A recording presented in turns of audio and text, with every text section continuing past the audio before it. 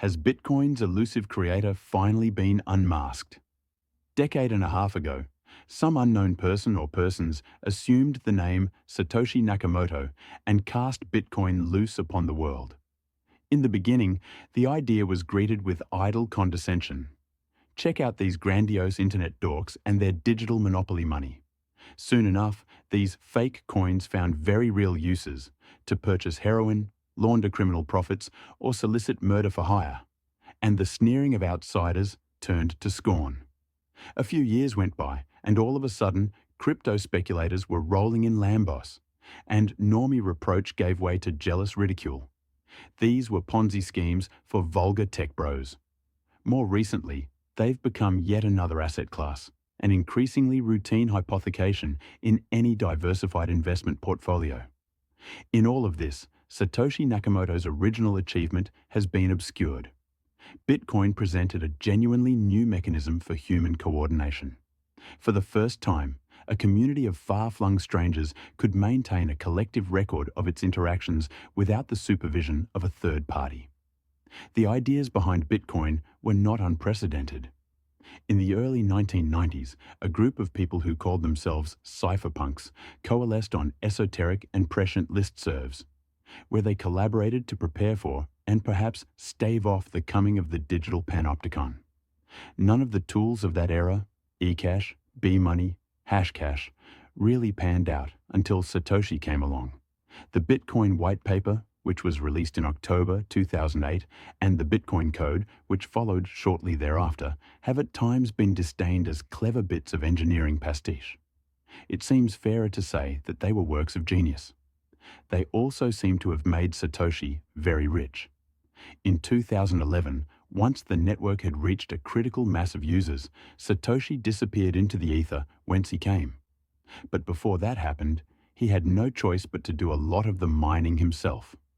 The wallets associated with Satoshi are presumed to contain up to 1.1 million coins, for a total current value of about $69 billion. This fortune has lain dormant since it was minted. The matter of Satoshi's identity remains the greatest abiding mystery of an otherwise disenchanted era.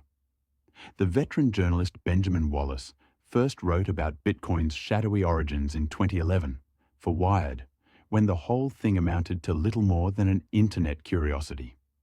Since then, the question of Satoshi has become what the writer Andrew O'Hagan called a holy grail of investigative reporting. During the pandemic, Wallace left his day job to mainline the narcotic pleasure of the quest, despite the fact that it had long ago reached an apparent impasse. I was convinced that we might never know, beyond a reasonable doubt, who Nakamoto was. Memories fade. People die. Time was the enemy of a solution. Wallace's The Mysterious Mr. Nakamoto, the 15-year quest to unmask the secret genius behind crypto, which will be released in March, notes that more than 100 candidates have been entered into the ledger. Some attempts to identify Satoshi have entered the canon of silliness. At one point, a Newsweek journalist more or less just looked in the phone book for Nakamoto's. Her exposé, which haphazardly connected a few spurious dots, provoked a media frenzy that led to the most famous LA car chase since OJ.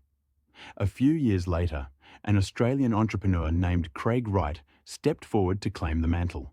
Although he managed to convince some of the major Bitcoin developers, his story almost immediately fell apart.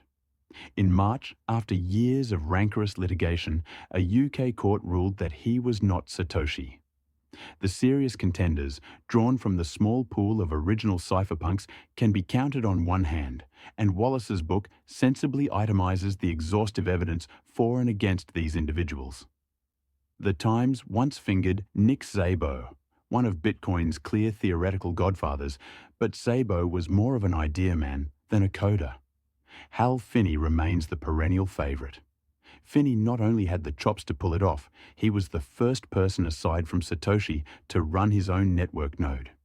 Finney died, and his body was cryonically preserved in 2014, a timeline that tracks nicely with Nakamoto's final disappearance the same year. Unfortunately, Finney was photographed in 2009 in the middle of a 10-mile race at precisely the same time-stamped moment Satoshi was sending emails. The well-rehearsed cases of the other cypherpunks, Wei Dai and Adam Back among them, are equally tantalizing and equally inconsistent.